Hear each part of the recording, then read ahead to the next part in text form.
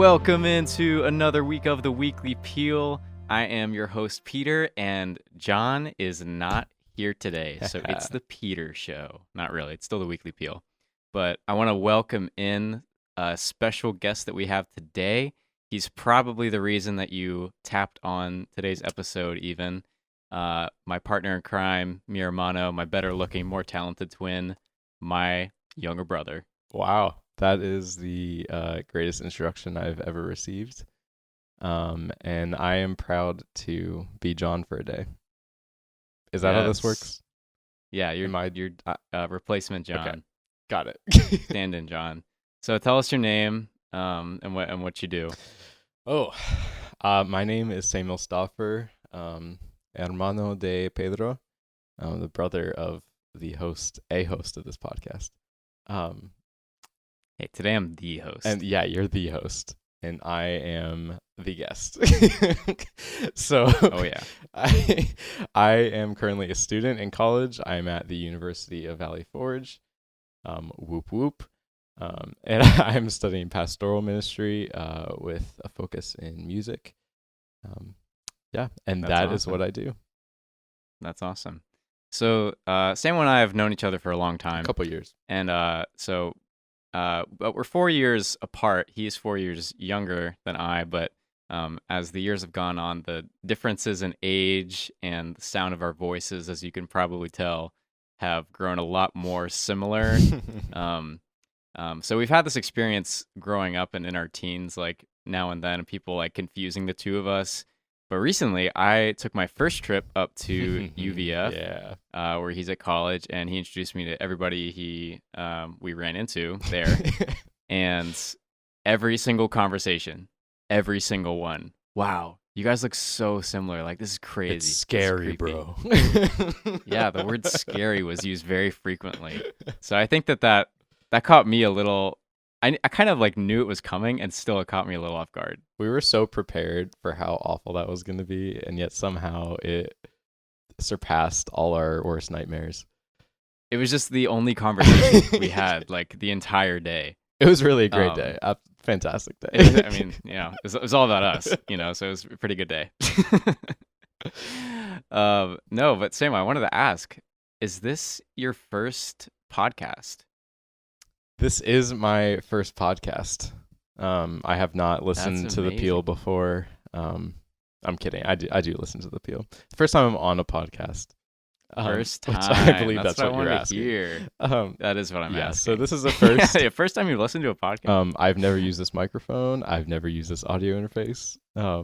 So yeah, but this is overwhelming in the best possible way. I can only imagine what you're going through humbled right now. I mean, it's really an honor. It means the world to me. Yes, you've been a long-time fan of the Weekly Peel, so yes. I've heard. Long-time listener, first-time guest. And while this may be, I think it's not really gonna dawn on me how much our voices sounded like until I listen back to this episode.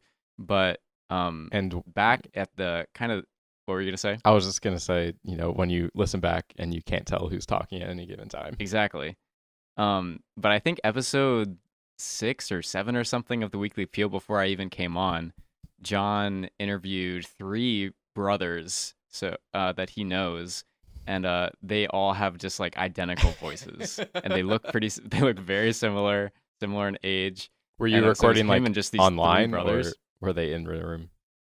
I think it was in person because they live in the same area. So, but it's like the wildest thing to listen to. So and that's one of our most watched episodes still. So if you made it through that episode and you've made it this far into today's, I think you're gonna make it. Put up with it. You're gonna enjoy what we got today. So, same as I mentioned previously, we've known each other for a long time. So I wanted to just kick off and kind of leverage that experience and knowledge of each other, just to kind of share maybe 2, maybe 3 stories about or involving each other from growing up. Samuel misunderstood the problem for a little bit. He just thought assignment. It was just stories from growing up. So all of my stories are about him, and I don't even know if I'm in his stories.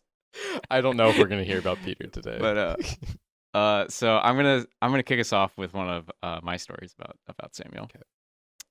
So this is something that I think I don't know when Samuel was. I don't know the range of ages, but I'm gonna say like maybe he was around like 11 or so, probably younger. He would be a little boastful about specifically how much he could eat in one Oh sitting, no. and just that he was like the bottomless pit. This like 9-year-old boy. He's like, I can eat anything. He never said that, but it was just the thing. Like, oh, Samuel could eat so much. Wow. And we were definitely not overweight children by any No, means. not at all. But yeah, so this was this big boast of his, and one night we were sitting at dinner, and I don't know what we were having, but Samuel was just talking about how much he can eat and all that stuff, and I guess he came back for seconds, and I think that's how it came up. Mm-hmm. But like pretty much right after he's done telling us all about his exploits in the food eating How I had world, the belly of steel. I the think belly those were of my steel. words. The belly of steel very quickly became the belly of jelly, and he he vomited right there on the kitchen table, right on his plate. Yes. And my parents, of course, I mean, they had to. I don't know who cleaned it. They probably cleaned it up, but they weren't mad. Like it was just so funny. Like he's just like talking nonstop about this Yeah. belly of steel. This was And then Christmas Eve. it was Christmas Yep, Eve, we had even out our better. nice, once a year Christmas Eve tablecloth. And And wardrobe, I yeah. just went for it all over the Just table. went for it. I specifically remember, like just kind of your head like rolling around, your eyes kind of going like it was like you were looking up for a second, and then your head just came down, and it was all over. Um. So yeah, Samuel has never been on a podcast, right? So he doesn't know that it's not okay to eat. So I'm waiting until he's done chewing so that he can. Hey man, I have the belly of steel. The belly of steel Anywhere, exists today. anytime. So why don't you keep it going with your first story, Sam? Okay. My first one is one that I do not personally remember. It luckily has been captured on video. But growing up, we love to perform. We love to put on all kinds of shows, film things, make videos. And during one of these performances in front of our family that, was recorded, we were having some sort of sword fight. I don't know what it was. I think it was like... It was Bible Man. Was it? Okay. We were reenacting Bible Man. I think it was like a or Bible something, Man versus... or Star Wars, yeah. but I had a Bible Man costume on. Something like that. I'm cutting it on your story, sorry. It's okay. It's okay. I'm used to it at this point. We'll come back to that. We'll be right back. So we had this whole thing planned out, and we must have had some sort of script or just plans. There was dialogue in it. In the middle of the sword fight. Mind you, I'm like 3 or 4 years old. Like I don't think I was any older than 4. Like I was like tiny. And which would have put me at like 7 or 8. Yeah, you were 7 or 8. He is 4 years older than me. So, yeah, so we're having this sword fight, and there's kind of just like an awkward moment, a pause in the fight. Nothing's really going on. And then all of a sudden, he just holds up his sword and just absolutely bops me in the face. And this, the sound that is made just from that thing hitting my face, I did not know that could happen. And I'm like, I just freeze there because I don't remember, but it must have hurt really bad. I just froze there and got all disheartened by this. And then Peter's response is, "You forgot your lines." You forgot your lines. That was him justifying him absolutely whacking me in the face. Okay. And I think we're overplaying this a little. No, I think I'm portraying this perfectly is what's happening. Who knows? Maybe we'll roll this tape. We'll let the tape Instagram speak for itself. Point. It was a swipe. Samuel was wearing a paper mache mask. Yes. And the sound was the sword hitting the paper. But It was I the mean, sound of my skull cracking. I believe oh, your it. skull Yes. cracking. Wow, this story is getting worse by the minute. So intense. Um, well, is that the end of your That's story? I don't pretty want to much cut you it. off any more than I already have. So along with on the theme of shows, Samuel, I mean, we both had different, kind of little hobbies that we would get into now and then. Oh I got yes. into juggling. I got into we definitely got into Legos like for a long time. We got into Yep. drawing, but something that Samuel was really got really fixated on at one point was doing impersonations. Oh goodness.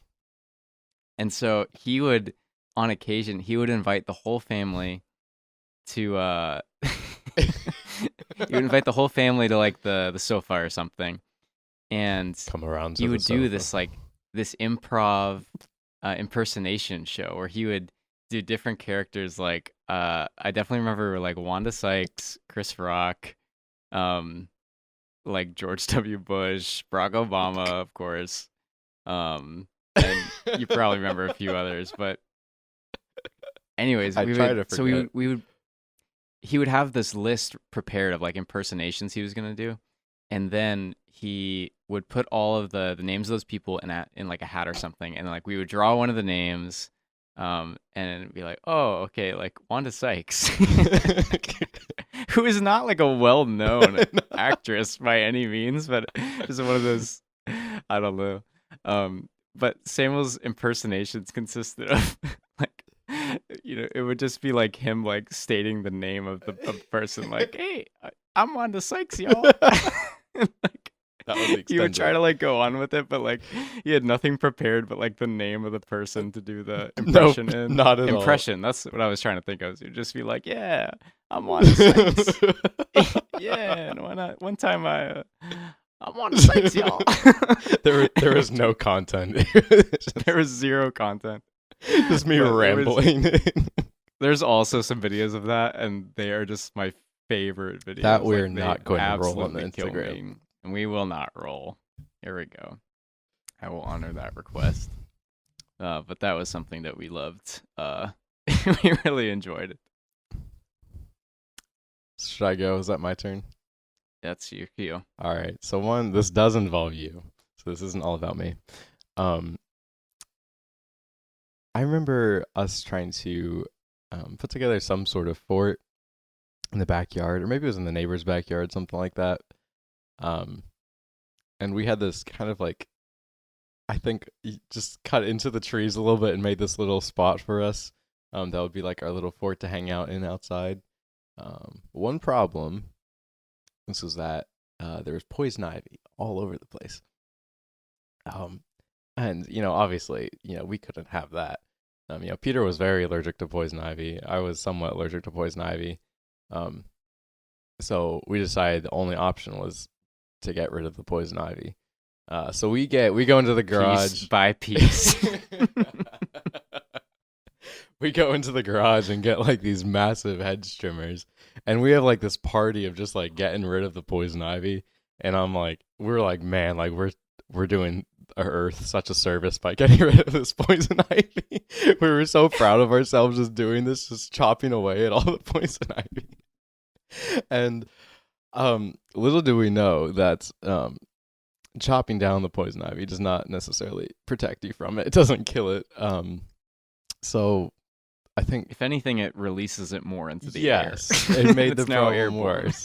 So I just remember, Peter, I don't know if it was like the next day or what, but you just having poison ivy all over your body, like head to toe, disgusting poison ivy. And I got it a little bit, but I'm not anywhere near as bad as you. And I just remember I taking oatmeal baths. Yeah, dude. Oatmeal was like the remedy. I don't even remember how that worked. Like, did you just bathe in oatmeal? Like, So, without getting too graphic, you you would just pour a bunch of oats into the tub and, fill it to some degree with water and you kind of like mash up the oats, and whatever's in the oats is supposed to be like a natural remedy for it, and you just kind of like soak in that like oat water. Um, Oat water. and you can do it on a smaller scale, of course, just by like dabbing. But Yeah, for people on the yeah, budget. I Yeah. have this like severe poison ivy allergy, and I haven't gotten it in years, thankfully. Hopefully I've outgrown that. But there was a couple of times where it was just everywhere. I was just red. Yeah. I've heard several times where it's like, just, sorry, Peter, you have to stay home. You can't go out tonight. You got poison ivy all over yourself. Unclean, Yeah, unclean. I was a leper. It was quarantine pre-COVID, but yes. But yeah. what's One time Jesus healed me though. I just woke up. I was like red head to toe, and I just like woke up the next day, and it was completely gone, not a spot. wow? It was a miracle. That's amazing. Yeah, it was amazing. No oatmeal required. So yeah, no oatmeal when Jesus is your oatmeal. He is the best way to start the day. Yes. Okay, so Do you have another one? my last thing that I wanted to mention. It's okay if you have another one or don't. But I just wanted to mention the Dunkening. So if you've never heard of the Dunkening, perhaps you've heard of Corn Brothers Productions and the Conjuring Finding Josh Smith saga. The lesser known. If not, you can look that up. Finding Josh Smith. It just hit 500 views globally, and we're very. We'll do an episode on it soon. Absolutely. We've been holding out on that one, but it's a series of films that me and my friends made, and then kind of after we'd released like the second or third one, Samuel and his friends got together, like the next gen of of boys from our church, I guess. They got together and they made this like 30-minute long. I should say Samuel made this like 30-minute long film. I won't even call it a short film, just a film at that point. I mean, I won't get into the plot because it's just off the walls crazy. Yeah. But it's amazing. But he does this entire thing like on his phone. He edits This iPhone if you 7. if you've never edited a video before, like that doesn't mean very much, but like to do that on a phone is insane, and I can't imagine how like awful that would have been. Because I had done one before that was like 5 minutes long, and I was like, that was manageable. And then I get into this like incredibly complex half an hour video on my tiny little iPhone 7 screen. With like tons of effects and stuff. Yeah. So I couldn't view the whole timeline at any point. It just didn't. So anyways, me and my friends, like being in college, we were so proud of our films, and then these guys that are just in high school, literally making movies on an iPhone 7, outdid us with on their first try. That's right. So if you've never looked it up, I don't know how to spell it, but the Dunkening on YouTube, definitely worth your time. Yeah, absolutely. I support that. Any last thoughts on the Dunkening, Samuel? Any last thoughts on the Dunkening? It was a masterpiece. I mean, I poured my heart and soul into that. It took place in 2 different hemispheres. There were scenes in Ecuador. Yeah, we sent a team down. Yeah. Spare no expense, but that was a memory. That is the before part of my testimony. Okay. Wow. Well, anything else you'd like to share before we move on, Sam? Should I go for a third one? Yeah, if you want to. If you think it's worth the viewer's time, you gotta weigh that. I think it is. I think you should go for it. This will be worth the whole episode. No. Is it graphic? Mildly. Okay, go ahead. Oh. Perfect. Just That's what we want. Yeah. So, I remember growing up, we went to, I think this was just one time, but we went to Dollywood, which was, I guess, a lesser known. I already know where this is going. A lesser known amusement park Um, and yeah, we had been there all day. It was, I think, the evening. Like, I think we had already eaten dinner. And Peter and I, again, I was probably like 4, 5. I might have been 5 at that point. Maybe you were 9. Um, we went up to go in some sort of ride or something, and I don't even remember what it was, but we had to climb up like multiple like flights of stairs to get up to get on this ride or something. And we go together by ourselves. Our parents weren't with us. We were pretty young though. Um, and we get up there, and I'm like thinking to myself, like, man, I do not feel good. I don't. Something's wrong. And I, I didn't even tell you. I just slipped out of there. I just dipped and got out. All I knew was that I was up like 6 flights of stairs and I needed to get to the bathroom. 6 flights. I was 4 years old. That's how I remember it. And I'm running down and I'm going and like I go and I didn't run right to the bathroom. I went to go find Dad first, and I'm like, Right, because you needed to go with parent. this was happening right age. then and there. Um, and I was like, Dad, we've got a problem. And so he grabs my hand and we're running to try to find a bathroom. And we go into the bathroom and this maintenance guy or whatever is like, sorry, like this bathroom's closed. And so we run out of there trying to find the next room. Meanwhile, this stuff is just running down my leg. Oh no! Oy, oy, oy. It's all coming out. By the time we get to the bathroom, it was it was pretty much already lost cause at that point. The damage had been done. Whatever I was wearing was absolutely decimated. I think we stopped at like a Walmart something nearby, like when we left to go give me something to wear on the ride home. Oh no! But it was just yeah, that was not a good ending to that day. Wow.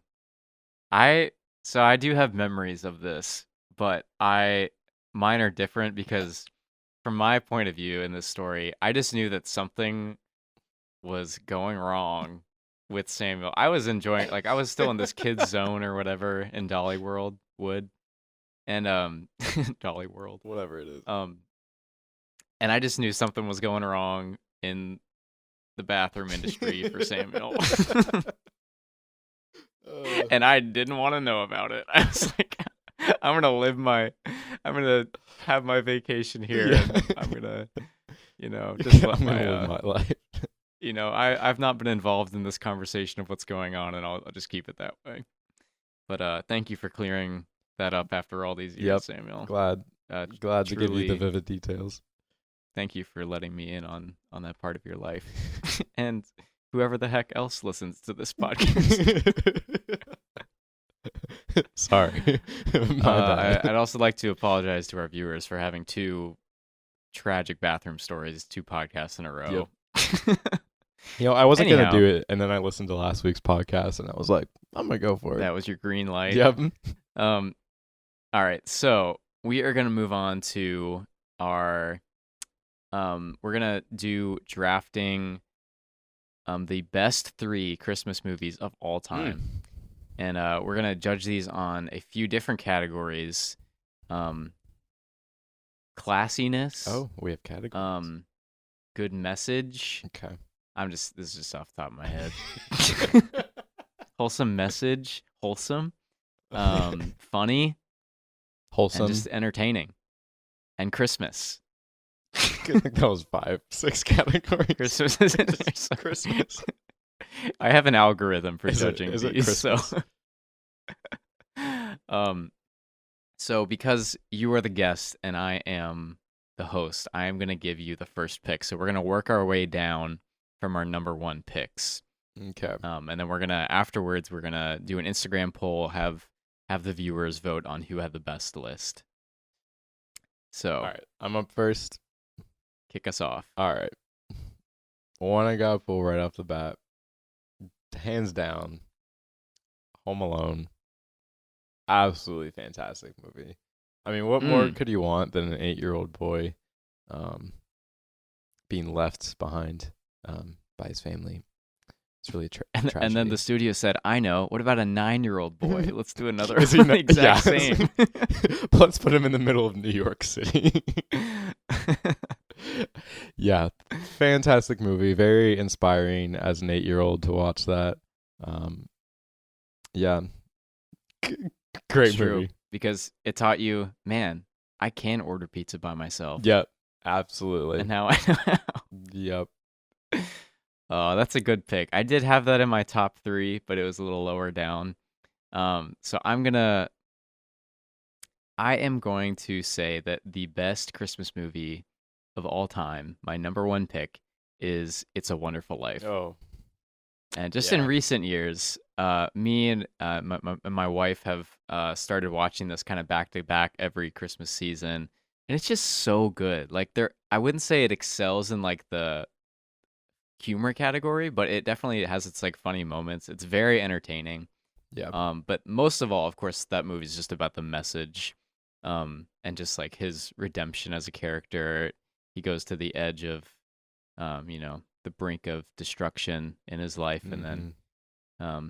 brings him back. It's a little interesting theologically, but A I just little flash back to that questionable. scene where it's like the three little like lights in the sky that are like supposed to be like God, Jesus, Yeah. and like Joseph or something. And I just remember as a kid, I was like, what is this?" Every time a bell rings, an angel gets his wings. Something like that. Yeah, That's all I so remember, honestly. you It's know. a great movie, though. I So love that is older my movies. number one pick, Okay.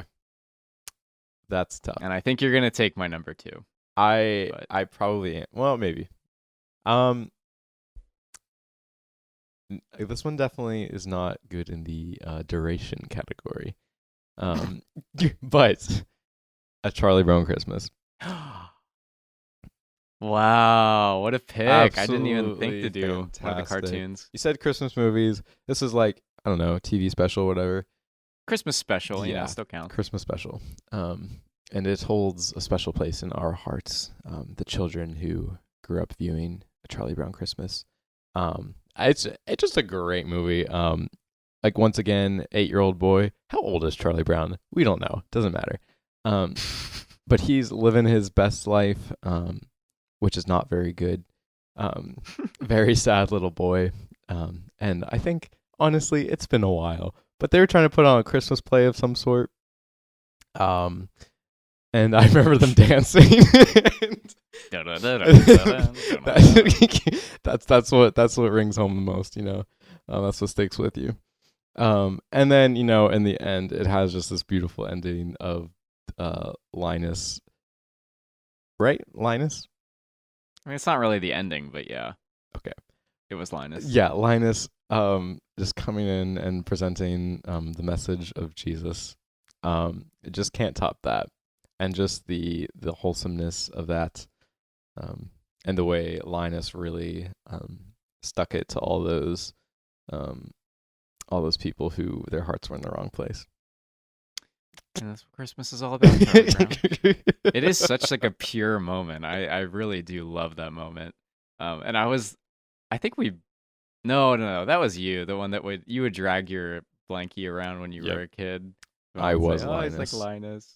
But yeah, I do love that movie. It has a special place in my heart too. But I think the actual ending is when like everybody decorates Charlie Brown's like dumpy little tree, and then they gather around it, and they all just like the way they sing. Yeah. For whatever reason, they just like throw their heads up, and they're like, doo, doo.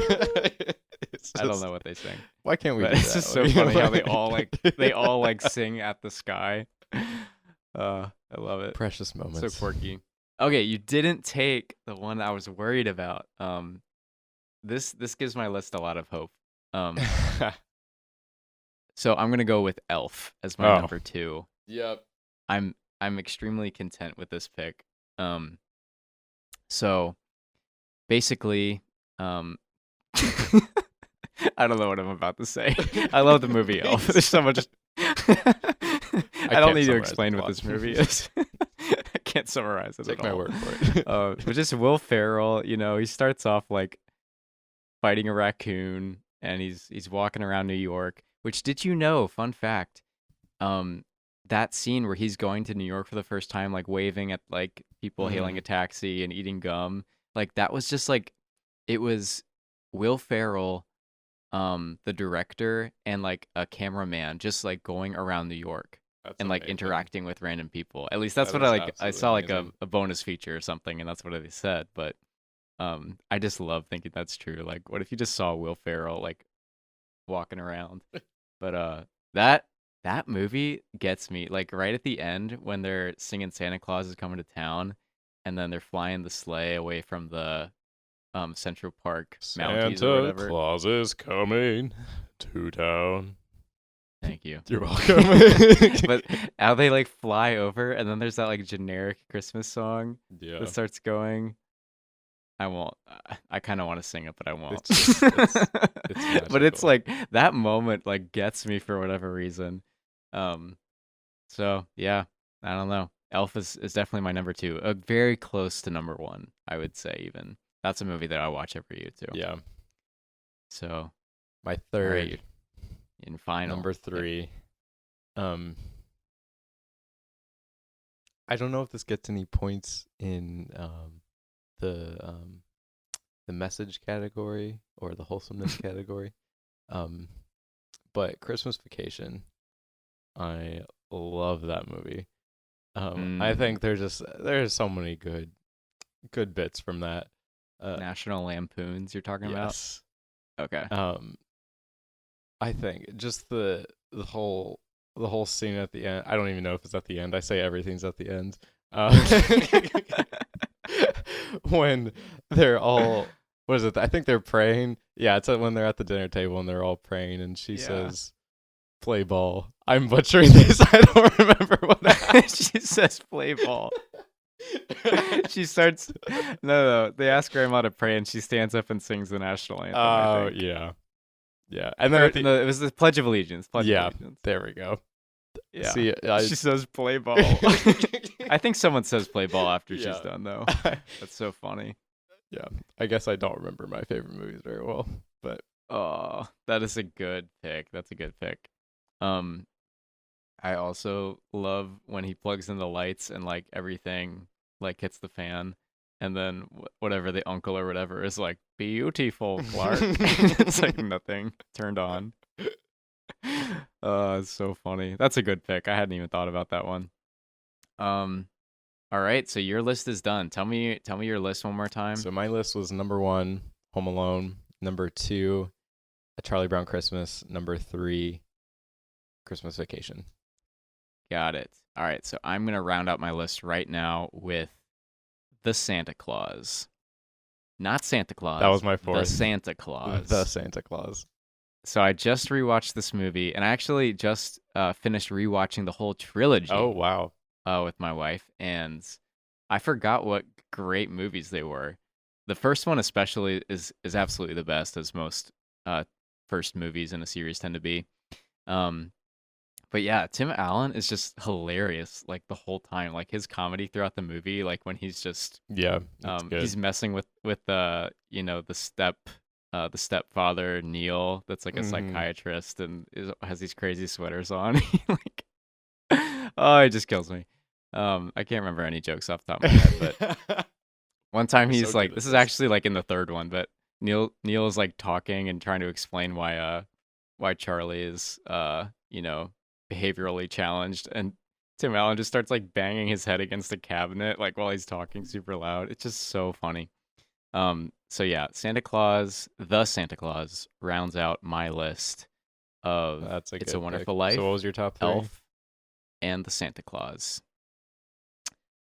That's my. Those are solid choices. I could watch. Those are 6 movies I could watch every year. Yes. Yep. That's okay. That's a fact. Like these are solid picks. But honestly, after this, I don't feel like there's that many. Yeah. Like classics for me. Honestly, I think the same. I think there are a lot of other good ones that I could watch like every few years, but like not. Yeah. Yeah. I've seen Elf probably 50,000 times. It's wow. Yeah. I've counted. Oh, goodness. That's so great. Well, I think that it is finally time to say thank you. Thank you. Da, da, da. Thank you to the custodian in the bathroom that did not let me use the toilet. You created a good story. I'd like to thank Samuel for joining us today, for all those improv shows, for the times that you have been hit in the face by me with a sword, and endured so much. I'd also like to thank Linus for really teaching us the meaning of Christmas time and time again. May you live forever. Oh, live forever. Okay. Thank you, oatmeal. Where would we be without oatmeal? Your baths will be remembered. And on that note, we'd like to thank you for listening to the Weekly Peel. Yes. See you next week. Amen. Bye.